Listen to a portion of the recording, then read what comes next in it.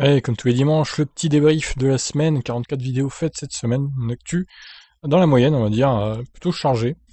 Alors, il survit à un accident avec sa Model 3 et jure d'en racheter une. Il s'est pris une roue de plein fouet à 80 km/h.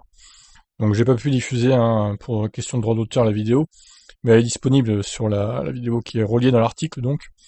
Et regardez, donc, la pauvre Model 3 a explosé par une roue qui est arrivée à pleine vitesse sur la voiture, donc le conducteur s'en est sorti indemne. Et du coup, il est content de la sécurité de la voiture et jure d'en racheter une. Belle histoire en tout cas. Heureusement que tout va bien pour lui. Déjà un rappel pour la Polestar 2, ça commence bien, oui, un problème technique pour la toute nouvelle Polestar 2 qui lui demande un rappel. Tesla Model S, un problème au niveau de la suspension à haute vitesse, plusieurs propriétaires témoignent, notamment des Allemands, qui sur l'autobahn ont vu des problèmes à haute vitesse. Bon, à suivre. Un point sur les objectifs de CO2, PSA dans le vert, DMLR dans le rouge, donc des tableaux comparatifs sur plusieurs marques. On s'aperçoit que PSA pour l'instant gère bien les règles de CO2, mais DMLR et donc Mercedes Smart, c'est pas ça. Je vous laisse découvrir le tableau dans la vidéo. Des chercheurs auraient créé un circuit au graphène produisant une énergie propre et illimitée. Bon, ça, je me méfie de ce genre d'annonce parce qu'en général, on nous annonce, on nous promet monts et merveilles, mais au final, il n'y a rien derrière. Donc c'est à prendre avec des pincettes.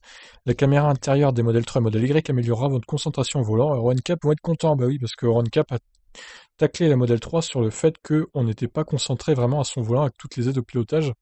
Donc la caméra intérieure, au-dessus du rétro intérieur, pourrait permettre à la voiture de voir si vous êtes concentré ou pas sur la route, et le cas échéant, mettre des alertes, etc. À voir.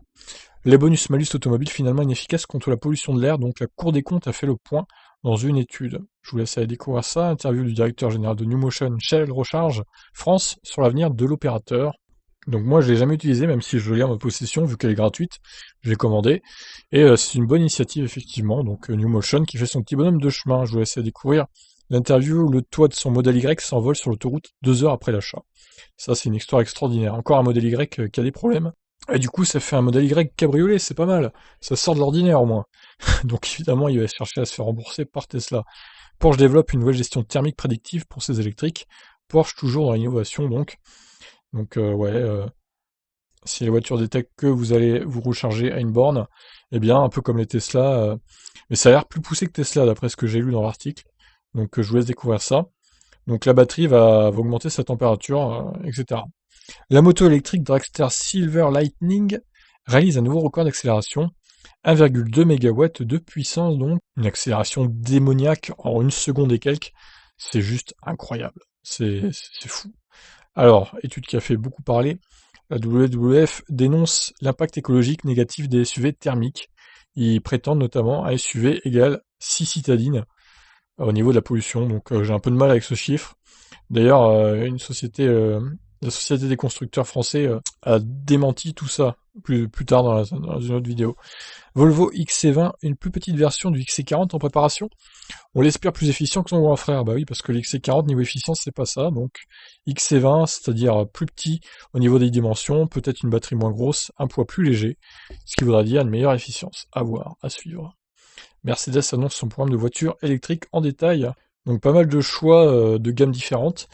Mais est-ce que ça va se vendre? Parce que c'est ça la question. Les Mercedes électriques, en général, ça se vend pas beaucoup en ce moment. Donc on espère pour eux que ça va finir par décoller avec tous ces modèles. Tesla ferme son service de presse aux États-Unis. Étrange décision. Pour l'instant en Europe, ça reste ouvert. Donc pourquoi ils font ça aux États-Unis et pas en Europe? À voir. On verra bien ce que ça donne.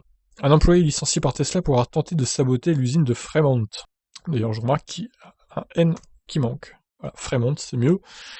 Un, un envoyé d'un concurrent de Tesla, bah oui, parce que ça se trouve, c'est une société concurrente qui a payé ce mec pour saboter l'usine. Donc, encore une histoire rocambolesque chez Tesla, comme d'habitude. Alors, ça, c'est un fait divers, mais ça implique pas directement la voiture Tesla. Il perd le contrôle de sa Model S et fauche deux piétons dans Paris. Et c'était une personne âgée, voilà. Une personne âgée au volant de la Model S. Et je sais pas ce qu'il a fait, il a accéléré à pleine balle, il a fauché deux piétons. Donc ça remet en perspective la conduite des personnes âgées hein, au volant de voitures si puissantes d'ailleurs. Parce qu'il y aurait eu une Clio, je pense qu'au final il y aurait eu moins de dégâts. Mais bon voilà, c'est encore un autre débat. Donc j'ai choisi mes pneus pour remplacer les Nexen du Kona. Bon vous m'avez dit hein, dans les commentaires pour la plupart, pourquoi mettre des pneus de merde comme ça, des pneus chinois alors que la voiture vaut 40 000 euros. Ouais d'accord peut-être. Mais bon j'ai pas envie de payer 300 balles pour deux pneus. Et là, je paye au final 93 euros. Et puis c'est pas parce que c'est chinois que c'est forcément de la merde. La notation est pas trop mal. Bon, évidemment, s'il dure que 10 000 km, au final, les pneus, bah, je me serais fait avoir. Mais bon, faut tester. Et puis je pense qu'ils sont pas pires que les Nexen niveau adhérence. Parce que c'est vrai que ça patine fort, hein. Les Nexen, quand même, d'origine, sur la pluie, c'est une savonnette, hein. Bref, je verrai bien. Pour l'instant, je les monte pas. Je finis d'user ce que j'ai. Près d'un Français sur trois envisage de passer à l'électrique, des statistiques intéressantes, donc notamment l'âge moyen des conducteurs de VE. Je vous laisse découvrir ça, qui sont l'âge moyen des conducteurs qui est en raccord avec l'audience de ma chaîne d'ailleurs, je vous ai montré ça dans la vidéo. Alors Tesla, la double authentification est maintenant disponible et activable, donc les différentes méthodes pour l'activer sont détaillées dans la vidéo. Interview d'un responsable de Volkswagen sur les ambitions de la marque en France. Alors ils envisagent jusqu'à 12 000 ventes de l'ID3 là, en 2021, donc un objectif peut-être un peu ambitieux face à la concurrence de la Zoé et de la i208. On verra donc s'ils arrivent à tenir les chiffres qu'ils annoncent. Ensuite, la bonne nouvelle du jour pour les futurs possesseurs des modèles Y européens, qui seront bien dotés des nouvelles cellules donc qui ont été présentées lors du Battery Day Tesla. Donc les fameuses cellules avec beaucoup plus de densité énergétique. Alors j'ai vu dans vos commentaires, hein, non, ça sera pas 56% d'autonomie en plus, ça serait vraiment trop beau, ça ferait 800, quasiment 800 km d'autonomie au total. Non, c'est pas possible. Clairement, ça sera autour de entre 15 et 16 et 20% d'autonomie en plus, ce qui est déjà pas mal, hein. Je pense qu'on pourra tabler autour de 550-600 km WLTP avec ces nouvelles cellules pour le modèle Y le moins consommateur, donc c'est quand même pas mal. Alors GMC s'associe avec Epic Games pour l'interface de son Hummer électrique, donc pour tout ce qui est gestion de la batterie, gestion de l'infotainment, etc. C'est Epic Games qui a créé ça, donc Epic Games qui a fait le moteur Unreal Engine, donc c'est pas mal. Bon choix pour GMC. La Grande-Bretagne veut que 100% de son électricité soit d'origine éolienne d'ici 10 ans. Donc c'est Boris Johnson qui l'a annoncé. Je sais pas trop s'ils arrivent à tenir leur promesse. En tout cas, c'est plutôt prometteur. On espère pour eux qu'ils y arriveront. Une étude britannique estime que les ENR et le nucléaire sont une mauvaise association. Et oui, il y aurait des espèces de conflits, pas d'intérêt je dirais, mais il y a des conflits entre le nucléaire et les ENR, donc sur la gestion énergétique. Je vous laisse découvrir ça en détail dans la vidéo. Alors, le Kona électrique au rappel pour des risques d'incendie. Donc apparemment, une campagne de rappel a été lancée, puisqu'il y a eu une douzaine de cas d'incendie que du Kona électrique, quand même, pas qu'au Canada. Ça avait fait le tour du monde, hein, cette histoire du Kona qui a explosé dans le garage canadien du monsieur. Le problème, c'est que, bon, Hyundai a essayé de recréer les conditions d'incendie, LG aussi. Ils n'ont pas réussi à recréer les conditions, donc du coup, ils rappellent les véhicules. Bon, moi, j'ai pas eu de nouvelles de ce rappel pour l'instant. Je n'ai pas reçu de courrier ni d'appel téléphonique. Bon, à voir. À suivre, je vous tiendrai au courant si jamais je reçois quelque chose. Alors, une énorme station de recharge vient d'ouvrir en Allemagne de la part du réseau Fastned. Donc il y a des charges, des bornes de recharge rapides, des bornes de recharge Tesla, il y a un peu de tout. Franchement, c'est une très bonne initiative. L'Audi e-tron GT démarrera sa production fin 2020. Donc la cousine de la Porsche Taycan, qui sera un peu moins chère, qui devra avoir les mêmes accélérations et la même autonomie. Tesla en négociation pour se fournir en nickel canadien plus propre.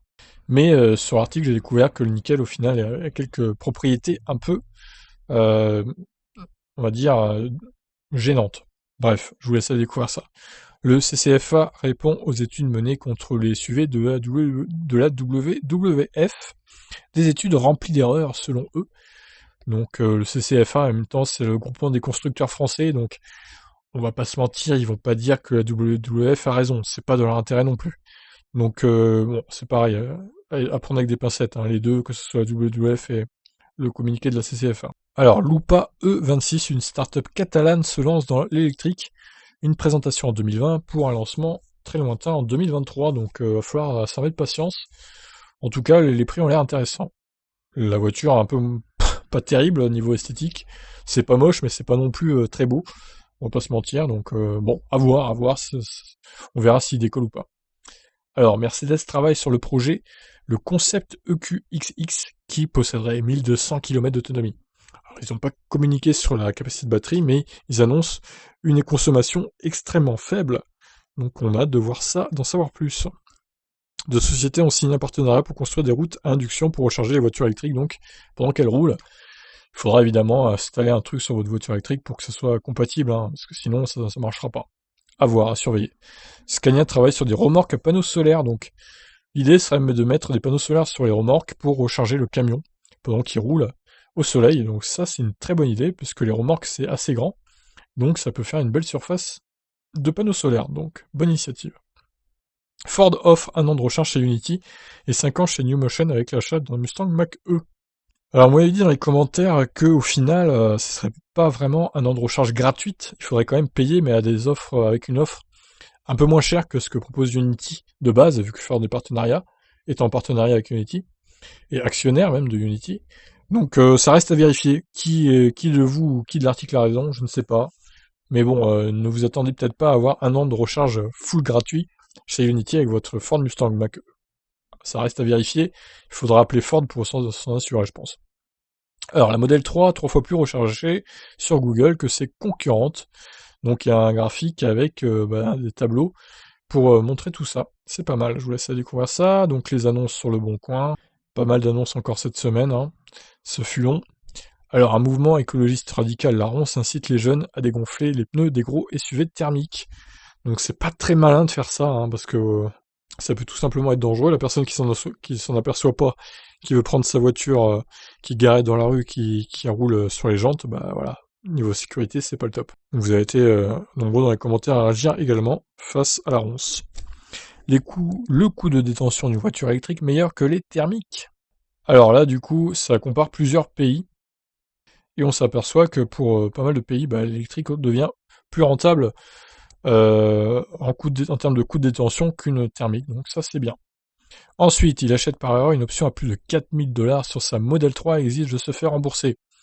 Alors lui, c'est pareil, on ne sait pas finalement s'il est déçu de l'option et qu'il veut se rembourser, qu'il a magouillé un truc, ou alors si c'est un réel bug. Ça paraît quand même étonnant. La Cupra Leon hybride rechargeable se dévoile, donc 40 000 € pour 50 km d'autonomie réelle. C'est pas terrible hein, quand même, ça fait cher. Plus de 20 000 ventes de voitures électriques en septembre en Allemagne. La Zoé est également en tête là-bas, donc la Zoé qui caracole en tête en Allemagne également. On attend de voir les prochains mois hein, pour l'ID3 qui devrait décoller et dépasser, je pense, la Renault Zoé. Ensuite, Tesla installe un chauffage du port de recharge sur la nouvelle Model 3 et Model Y. Donc c'est une très bonne idée hein, pour les pays qui sont froids comme la Suède, la Norvège, le Canada. Au moins votre port de recharge ne sera pas gelé. Donc ça c'est une bonne idée. Et on termine donc la semaine avec le Covid-19, le point sur l'épidémie en France et dans le monde le 11 octobre, plus de 100 000 cas en France cette semaine, donc ça fait beaucoup. Et je termine par ma petite pub de ma chaîne de F1, donc Tib F1, 660 abonnés, j'espère que vous serez nombreux à vous abonner également. Donc le Grand Prix du Nürburgring a eu lieu aujourd'hui et Hamilton a égalé Michael Schumacher pour la petite histoire. Au niveau des victoires, 91 victoires pour le pilote anglais comme l'allemand, donc voilà, c'est symbolique. Et je vous laisse vous abonner si ça vous intéresse. Sur ce, je vous laisse moi, et je vous retrouve dès demain lundi pour d'autres vidéos sur les voitures électriques. Allez, ciao tout le monde.